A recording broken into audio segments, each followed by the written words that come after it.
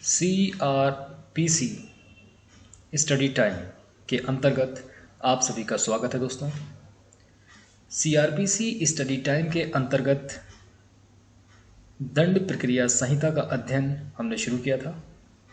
इसके अंतर्गत chapter first धारा 1 से लेकर 5 तक का अध्ययन हम कर चुके हैं और आज जो अध्ययन करेंगे वो चैप्टर 2 का शुरू करेंगे। चैप्टर 2 ये धारा 6 से लेकर धारा 25 का तक दिया गया है और चैप्टर 2 में दंड न्यायालयों और कार्यालयों का गठन, constitution of criminal courts and offices, ये चैप्टर 2 में बताया गया है CRPC के कि क्रिमिनल कोर्ट्स और उनके जो ऑफिस हैं उनका कॉन्स्टिट्यूशन कैसे और कितना होगा, क्या होगा, ये सारा हमें चैप्टर 2 में बताया गया है। तो आज जो हम डिस्कस करेंगे वो सिर्फ और सिर्फ धारा 6 का डिस्कस करेंगे। तो समय को ना गवाते हुए शुरू करते हैं। धारा 6, दंड न्यायालयों के वर्ग। इसमें बताया गया है कि उच्च न्यायालयों और इस संहिता से भिन्न किसी विधि के अधीन गठित न्यायालयों के अतिरिक्त, यानी हाई कोर्ट्स और इस संहिता यानी CRPC के अलावा किसी और विधि के अधीन जो गठित न्यायालय किए गए हैं उनके अतिरिक्त, यानी वो हाई कोर्ट और दूसरे जो न्यायालयों का जिक्र किया गया है वो तो हैं, उनके अलावा CRPC के अनुसार प्रत्येक राज्य में निम्नलिखित वर्गों के दंड न्यायालय होंगे। अर्थात 4 प्रकार के न्यायालयों का जिक्र किया गया यहाँ पर। सेशन न्यायालय, प्रथम वर्ग न्यायिक मजिस्ट्रेट जिसे हम कहते हैं जुडिशियल मजिस्ट्रेट फर्स्ट क्लास, और किसी महानगर क्षेत्र में महानगर मजिस्ट्रेट। थर्ड में है द्वितीय वर्ग न्यायिक मजिस्ट्रेट और चौथे में दिया गया है कार्यपालक मजिस्ट्रेट। यानी कि यहाँ पर जो धारा 6 की बात चल रही है यहाँ पर सिर्फ 4 प्रकार के दंड न्यायालयों का जिक्र किया गया है। सेशन न्यायालय, first class judicial magistrate, second class judicial magistrate और एग्जीक्यूटिव मजिस्ट्रेट। तो ये है धारा 6 जो CRPC में वर्णित की गई है। चलिए इस पर हम आगे और डिस्कस कर लेते हैं। भारतीय संविधान के अध्याय 4 में राज्य की नीति के निदेशक सिद्धांत के अंतर्गत कार्यपालिका और न्यायपालिका को पृथक करने की नीति का उल्लेख किया गया है। जो हमारा इंडियन कॉन्स्टिट्यूशन है और उसमें जो चैप्टर 4 में राज्य के नीति निदेशक तत्वों का जो जिक्र किया गया है उसमें कार्यपालिका और न्यायपालिका को पृथक करने का भी एक नीति का उल्लेख है। तो इस नीति को कार्यान्वित करने के उद्देश्य से वर्तमान दंड प्रक्रिया संहिता में 2 प्रकार के न्यायालयों की व्यवस्था की गई है। पहला न्यायिक मजिस्ट्रेट के न्यायालय और दूसरा क्या है, कार्यपालक मजिस्ट्रेट के न्यायालय, यानी जुडिशियल मजिस्ट्रेट और एग्जीक्यूटिव मजिस्ट्रेट।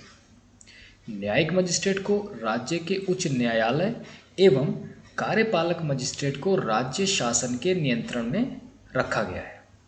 जितने भी राज्य में जुडिशियल मजिस्ट्रेट होते हैं वो सब हाई कोर्ट के अंतर्गत होते हैं और जितने भी एग्जीक्यूटिव मजिस्ट्रेट होते हैं उनका कंट्रोल जो है वो राज्य शासन के हाथ में रहता है। इस धारा के अंतर्गत दंड न्यायालयों का पुनर्गठन किया गया है।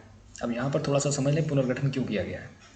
क्योंकि ये जो CRPC है इससे पूर्व में भी एक CRPC विद्यमान थी, इसलिए यहाँ पर कहा गया है कि दंड न्यायालयों का पुनर्गठन किया गया है। इसमें पुरानी संहिता में विनिर्दिष्ट प्रेसिडेंसी मजिस्ट्रेट के स्थान पर अब महानगर मजिस्ट्रेट शब्द प्रतिस्थापित किया गया है। यानी पुरानी वाली जो CRPC थी उसमें प्रेसिडेंसी मजिस्ट्रेट का जिक्र किया गया था और उस स्थान पर यहाँ पर इस वाली CRPC में क्या कहा गया है, महानगर मजिस्ट्रेट शब्द का इस्तेमाल किया गया है। इसमें तृतीय वर्ग मजिस्ट्रेट को कोई भी स्थान नहीं दिया गया है। जो वर्तमान की CRPC है जो 1 अप्रैल 1974 से लागू है, जिसका हम अध्ययन कर रहे हैं, इसमें कहीं पर भी तृतीय वर्ग मजिस्ट्रेट मतलब जो जुडिशियल मजिस्ट्रेट 3rd क्लास के होते हैं उनका यहाँ पर किसी प्रकार का कोई भी स्थान नहीं दिया गया है। दो ही प्रकार के मजिस्ट्रेट का जिक्र हुआ है, फर्स्ट क्लास और सेकेंड क्लास। तो ये तो था धारा 6 का हवाला। अब यहाँ पर हम जो धारा 6 में न्यायालय वर्ड इस्तेमाल हुआ है, तो न्यायालय क्या होता है वो भी थोड़ा सा उस पर भी हम रोशनी डाल लेते हैं। न्यायालय से अभिप्राय है जन साधारण की धारणा के अनुसार न्यायालय से अभिप्राय ऐसे स्थान से है जहाँ पक्षकारों के बीच विवादों की सुनवाई करने के पश्चात उन पर निर्णय दिया जाता है।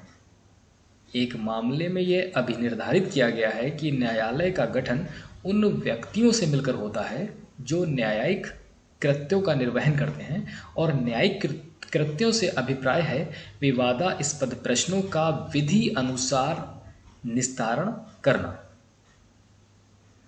तो उम्मीद करता हूँ न्यायालय समझ में आ गया होगा। न्यायालय वो स्थान होता है जहाँ पर दो पक्षकार पहुँचते हैं अपने विवाद को लेकर, और वहाँ पर उनके विवाद की सुनवाई की जाती है, और विवाद की सुनवाई करने के पश्चात उस पर निर्णय दिया जाता है, जजमेंट दिया जाता है। और न्यायालय का जो गठन होता है वो उन व्यक्तियों से मिलकर होता है जो न्यायिक कृत्यों का निर्वहन करते हैं, मतलब जो जुडिशियल प्रोसीडिंग को अपनाते हैं। और न्यायिक कृत्यों से अभिप्राय क्या है? विवादास्पद प्रश्नों का विधि अनुसार निस्तारण करना, यानी कि जो भी विवाद उनके पास पहुंचता है वो उसे विधि के अनुसार ही निस्तारित करते हैं। उसका जो भी वो निर्णय देते हैं वो एक विधि के अनुसार ही दिया जाता है। तो ये है न्यायालय। उम्मीद करता हूँ चैप्टर 2 की धारा 6 पूरी तरह से क्लियर हो गई होगी।